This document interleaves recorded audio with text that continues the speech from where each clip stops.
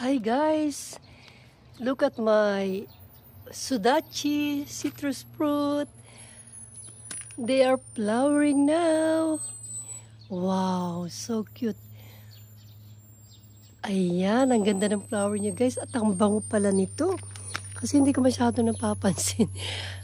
Ilang taon na siya? 4 years old na yata. Tapos, ngayon ko lang nakita nag-flower. Oh, hindi ko napansin. Ayun, ang dami niyang flower guys. Look at this. Ayan pa guys, oh. Ang bango ng flower niya. Oh, thank you po. Ayan pa, oh. Ako'y mamimitas ng edible cherry ko.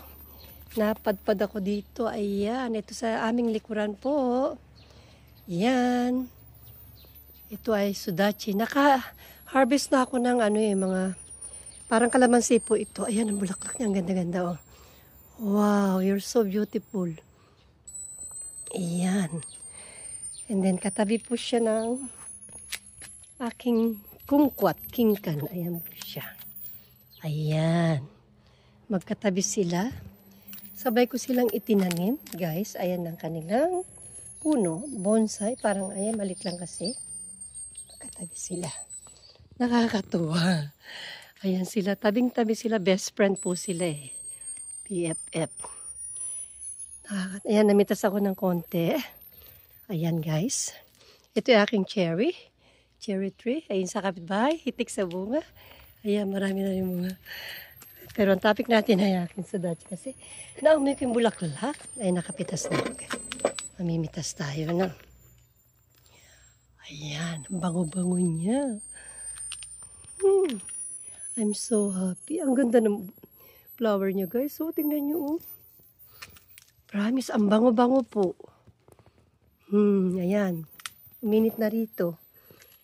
Mostly yung aking mga halaman nasa harapan kasi yung mga nasa paso lang naman. At ito yung tatlo kong punong pinagyayaman. Yung aking, itong aking sudachi, citrus fruit, tsaka yung aking kumquat or golden orange. At tinatawag nilang kingkan in Japanese. Sudachi in Japanese. Ayan, ang ganda-ganda ng flower mo. May bubot pa nga. Oh, ang cute-cute. Ito pa, may bubot din. Cute-cute. Oh, tingnan nyo naman. Tapos, ayan.